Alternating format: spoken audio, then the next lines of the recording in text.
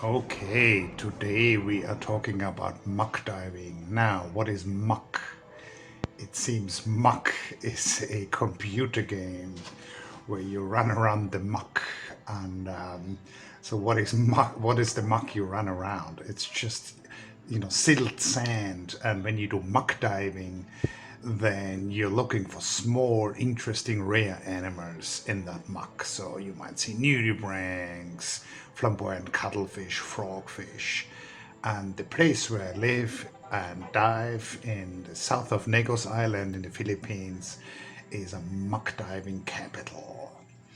Dauin is really the main diving suburb of Dumaguete. Now, what do we see here? So, this is typical muck diving. So, you see all around the area there is sand, and then there's this one gorgeous tube anemone with its tentacles in the current. Now, these anemones obviously are using these tentacles to feed on small shrimp, planktonic animals. And the interesting thing is, once there is one structure in the sand, it acts as a magnet for other animals. So very often these tube anemones have shrimp living on their stems, but in this case we have a juvenile sweetlip which has made this tube anemone its home. Now, how did I film that? I have calm hands, but my hands are not that calm, so I put down the camera in the sand in front of the tube anemone. I'm using this bug eye lens, and the camera immediately became a little hiding place in itself. So curiously, the juvenile sweetlip, which is normally a rather shy fish, started to check out my camera, and now you can see it's leaving the field of view, and it actually came behind the camera. It looked at the viewfinder. It looked how I'm filming the anemone. So these sweetlips look very different when they're grown up. This fish is only about 3 or 4 centimeters long. They grow to a good 30-40 centimeters. And very often they show this odd swimming behavior where they flail around in the sand, probably mimicking a flatworm. This one is probably just a little bit too large to show that behavior, so it's swimming like a conventional fish basically. Now it's looking for little edibles in the sand. You can also see a school of small fish. You can barely make that out. They're just to the left of the anemone now. So a lot of animals are using these sand anemones, or these anemones, or maybe there's a large sea star. These large, relatively immobile invertebrates become marine life magnets. Anemones obviously don't have very sophisticated nervous systems, which doesn't mean that they're not smart. So this one climbed on the leaf of a tree which had fallen in the ocean, and there's not a lot of structure in this muck diving dive site. So here we are in a seagrass meadow. It's a pretty flat place, and the seagrass would take out the currents, and then the anemone was in an elevated position. This anemone I filmed during a night dive, and it got lucky.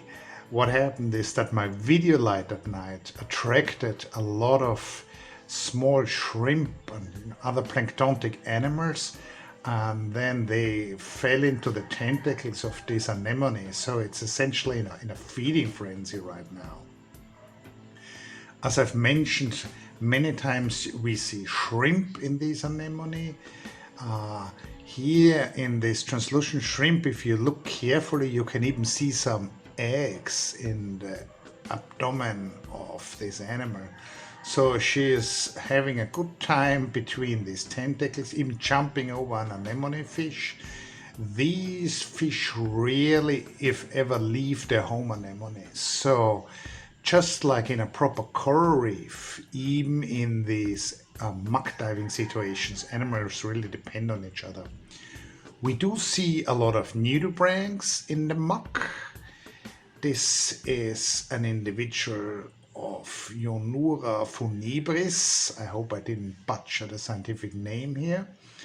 Very interesting markings, and here you can see the gills. I've mentioned this before, nudibranch, right? Naked gills, essentially. This is where the name of the sea slugs derives from. And I know some of them have been studied and they are pretty poisonous. I don't think this particular species has been studied, but I would assume that it's poisonous, because how else would it dare to crawl around in the unprotected sand? Quite often what we see in these muck diving sites are pufferfish.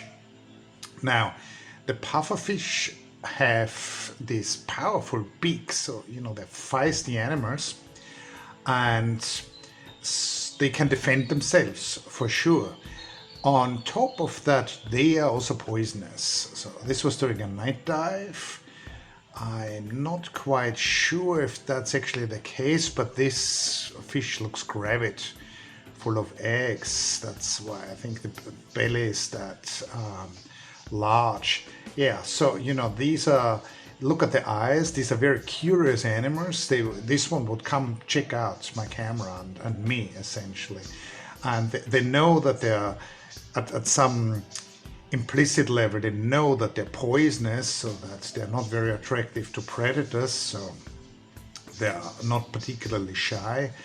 And they, I believe, benefit from divers, because even the most careful diver will stir up a little bit of sand, and then the pufferfish will go ahead and look for worms, other soft-bodied invertebrates in the sand. And so it's not uncommon during dives that you don't have to look for the pufferfish, but the pufferfish will look for you and check you out and follow you, and this is partially, I want to believe this is curiosity, and partially I believe they've learned that divers mean stirred up sediment, which means opportunities to feed for them.